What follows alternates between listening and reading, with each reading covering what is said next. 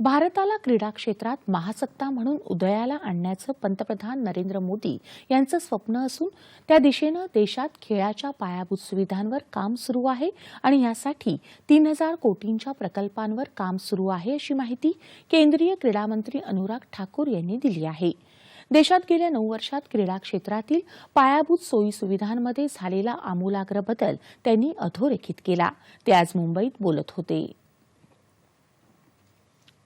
भारत आज खेलों के क्षेत्र में एक उभरती हुई शक्ति है और प्रधानमंत्री मोदी जी की कल्पना है कि भारत को स्पोर्टिंग सुपर पावर बनाया जाए। अब ये स्पोर्ट्स सुपर पावर बनाने के लिए क्या करना पड़ेगा?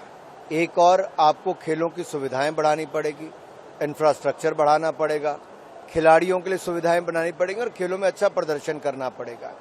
जहां तक खेल इंफ्रास्ट्रक्चर की बात है, 3000 करोड़ रुपए के प्रोजेक्ट आजकल चल रहे हैं। जहां तक खेलों के टूर्नामेंट्स की बात है तो खेलो इंडिया अभियान में खेलो India youth games, university games और विंटर गेम्स का आयोजन किया जा रहा है और खेलो इंडिया एथलीट्स और एक्रेडिटेड अकेडमीज को लेके हजारों खिलाड़ियों की बोर्डिंग, लॉजिंग, ट्रेनिंग सारा खर्चा भारत सरकार वहन करती है।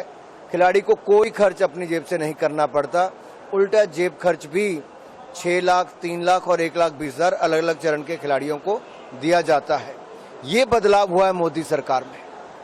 खिलाड़ी की चिंता मुक्त किया और सुविधा युक्त किया है, इसलिए खिलाड़ी बेहतर इक्विप्ड होकर बेहतर परफॉर्मेंस कर पा रहा है और कहीं ना कहीं ये आधार बना है देश के खिलाड़ियों के लिए। अब बड़े टूर्नामेंट्स करने के लिए क्या करना है, उसके लिए भी हमारी रणनीति है कि भविष्य में भारत सबसे बड़ा आयोजन ओलंपिक्स का दुनिया में गिना जाता है, उसका करेगा। उसके लिए भारत ने कमर कसी है। भविष्य में जब भी बिडिंग का समय आएगा, भारत उस समय बिड करने के लिए तैयार रहेगा। आशियाई क्रीडा स्पर्धांमध्ये भारताची दिमागदार कामगिरी आणि क्रिकेट विश्वचषक स्पर्धांचं आयोजन या पार्श्वभूमीवर आता ऑलिम्पिकच्या यजमानपदासाठीही दावा करणार असल्याचं त्यांनी यावेळी सांगितलं। देखिए, ओलंपिक के क्षेत्र में सबसे बड़ी संस्था ओलंपिक गेम्स के लिए इंटरनेशनल ओलंपिक कमेटी है और आईओसी का सेशन भारत में होना एक बड़ी बात है और मैं सभी मेंबर्स का जहां एक और स्वागत करता हूं, वहीं ये भी देखने को मिल रहा है कि उनके लोग भी भारत में आकर भारत की सभ्यता, संस्कृति जहां एक और वो देखने को मिल रहा है। तो एक और क्रिकेट का जुनून भी आज देश में है, तो सबका मिश्रण एक साथ चल रहा है।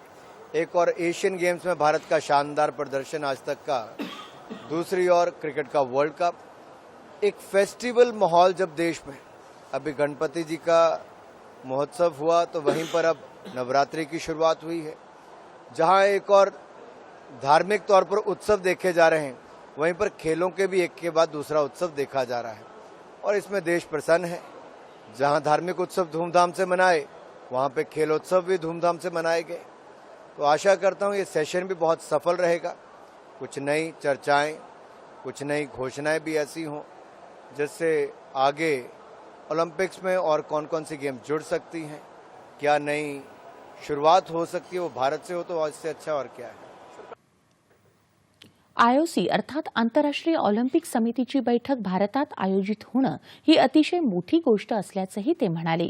2 दिवसांच्या मुंबई दौऱ्यादरम्यान ते आयओसी अर्थात आंतरराष्ट्रीय ऑलिम्पिक समितीच्या अधिकाऱ्यांची भेट घेणार आहेत। तसंच उद्या पंतप्रधान नरेंद्र मोदी यांच्या अध्यक्षतेखाली आयओसी बैठक सत्राच्या उद्घाटन समारंभातही ते सहभागी होणार आहेत।